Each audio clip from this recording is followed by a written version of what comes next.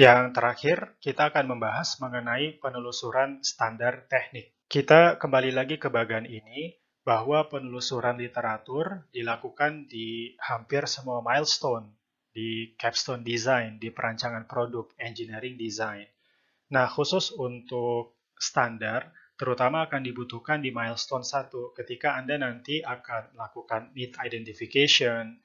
Nah, di situ akan ditetapkan mengenai constraint dan juga standar. Standar akan menjadi referensi untuk melakukan desain di tahap awal. Apa itu standar? Kita mulai dari definisi. Jadi, standar adalah persyaratan teknis atau sesuatu yang dibakukan, bisa tata cara atau metode, disusun berdasarkan konsensus semua pihak, jadi stakeholder yang terkait. Nah, apa tujuannya? Yaitu untuk keselamatan, untuk keamanan, kesehatan, lingkungan hidup, perkembangan ilmu pengetahuan dan teknologi juga diperhatikan, pengalaman, dan sebagainya, untuk memperoleh manfaat yang sebesar-besarnya bagi masyarakat. Nah, sejarahnya standar itu diawali sebenarnya panjang sekali sejak abad 19, terutama dipicu revolusi industri. Nah, saat itu banyak konon katanya menurut sejarah kecelakaan boiler uap yang meledak. Nah, jadi saat itu karena revolusi industri ada banyak sekali boiler uap dibangun di berbagai macam pabrik-pabrik. Nah, tetapi karena tidak terstandarisasi, maka jadi belum terstandarisasi pengoperasiannya, manufakturnya, dan sebagainya, maka ada banyak sekali kecelakaan. Nah, maka masyarakat saat itu berpikir, kita harus mulai diskusi mengenai reliability, keandalan. Bagaimana agar sistem ini bisa andal? Nah, maka muncullah standar. Dan juga ada kebutuhan tentang interchangeability.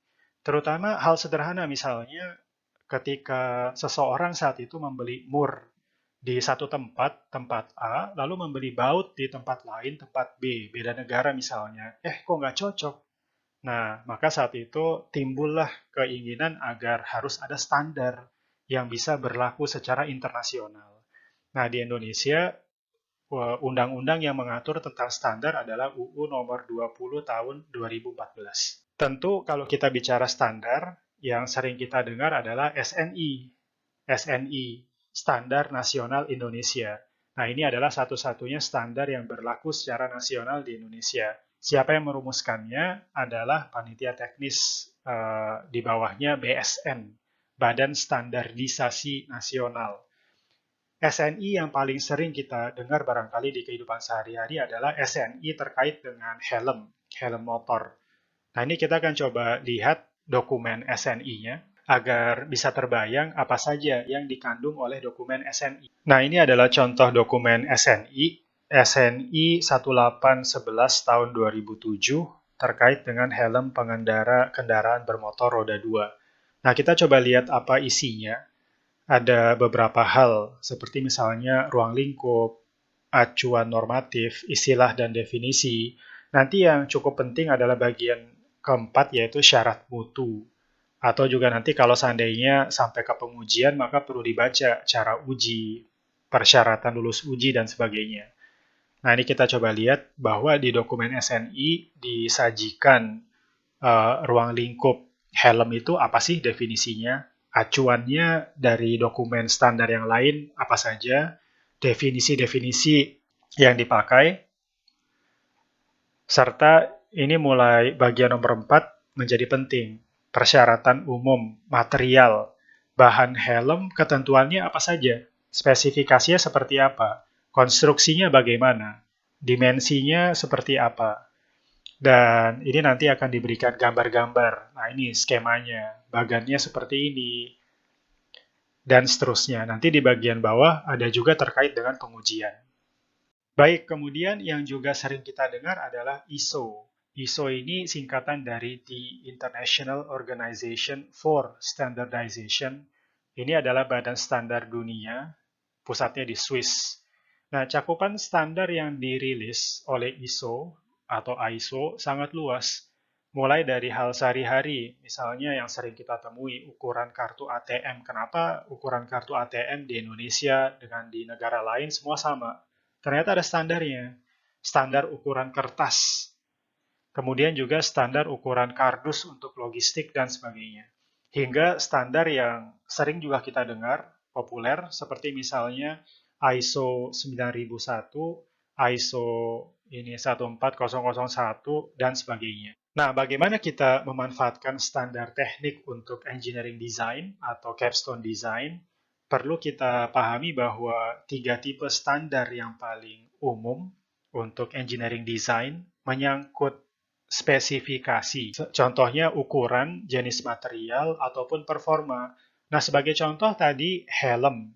Helm di dalam dokumen standarnya ditetapkan mengenai ukuran, jenis materialnya harus seperti apa, dan performanya ketika diuji harus seperti apa. Atau barangkali contoh lainnya, turbin uap untuk pembangkit listrik. Itu ada standarnya tersendiri. Ukurannya harus seperti apa, jenis materialnya harus seperti apa, performanya seperti apa. Nah, standar yang kedua itu adalah standar metode pengujian. Ini terutama terkait dengan material. Contohnya uji tarik. Uji tarik spesimennya harus seperti apa, kondisi pengujiannya seperti apa. Ini diatur di dalam standar yang tipe metode pengujian. Dan berikutnya ada lagi standar yang mengatur prosedur, terutama prosedur pengoperasian suatu sistem. Seperti misalnya pengoperasian peralatan pemadam kebakaran, pompa pemadam kebakaran, dan sebagainya. Itu prosedurnya sangat khusus dan diatur di dalam standar. Nah, sehingga kalau seandainya Anda ingin melakukan perancangan, taruhlah misalnya perancangan helm, helm yang bisa punya fitur A, B, C, fitur khusus gitu. Maka tentu harus memanfaatkan dokumen standar ini sebagai acuan. Pengen bikin helm, jangan sampai di luar dari standar yang ditetapkan. Sehingga tujuan menelusuri standar teknik untuk capstone design itu adalah agar kita bisa memahami pagar-pagarnya, batasan-batasannya dalam proses perancangan tersebut. Nah, ini saya berikan sebagai contoh barangkali kalau Anda ingin merancang masker kain, taruhlah misalnya dengan fitur ada monitoring kelembaban otomatis memakai sensor. Nah, maka perlu dibaca standar terkait. Misalnya ini SNI yang baru rilis di tahun ini, beberapa bulan yang lalu. Jadi judulnya tekstil masker dari kain. Dari sini bisa kita pelajari spesifikasi yang ditetapkan oleh standar. Ada beberapa tipe masker, untuk tipe A ada beberapa spesifikasi yang disebut, yaitu minimal 2 lapis kain. Lalu ada spesifikasi daya tembus udara, kadar formaldehida, daya serap, dan juga tahan luntur warna terhadap pencucian. Apa saja standar yang perlu diketahui? Ini saya coba berikan beberapa, tapi tidak dibatasi hanya ini saja. Ada banyak sekali.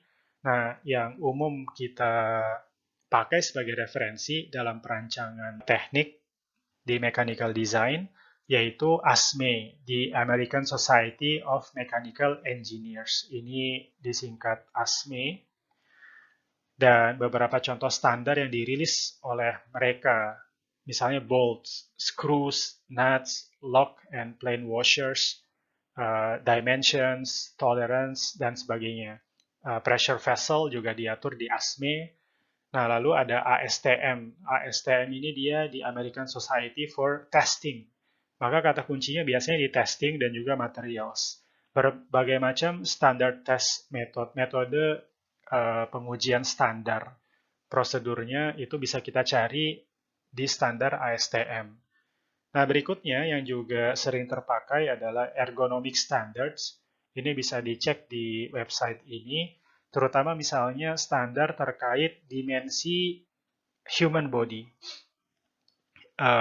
Terus juga human factor standards to design specific items, misalnya furniture. Anda ingin mendesain kursi atau meja, tentu nggak bisa sembarangan. Tinggi kakinya misalnya. Nah, itu ada standarnya. Nah, dan juga tadi yang sudah kita bahas yaitu ISO. Ini ada banyak sekali yang tercover dan dirilis oleh ISO. Nah, bagaimana menelusuri dokumen standar? Secara umum, kalau SNI, Anda bisa coba mencari di sini ya, SNI di website ini. Nah, atau cara lainnya bisa dengan Google. Pertanyaan berikutnya adalah bagaimana mendapatkan dokumen standar? Nah, ini kenapa penting dibahas? Karena ternyata dokumen standar secara umum itu tidak gratis. Saya coba tampilkan di sini misalnya dari ASME, dokumen standar terkait dimensioning and tolerancing, dia harganya 230 USD. Nah, begitu juga SNI. SNI hanya sebagian kecil yang gratis, yaitu SNI yang baru ditetapkan dalam 1 tahun terakhir. Tetapi jadi secara umum, ada harga yang berlaku. Misalnya ini terkait dengan gaun bedah, dia harganya 60.000. Atau SNI terkait masker dari kain, dia harganya 45.000, bisa dibeli di sini, di website pesta.bsn.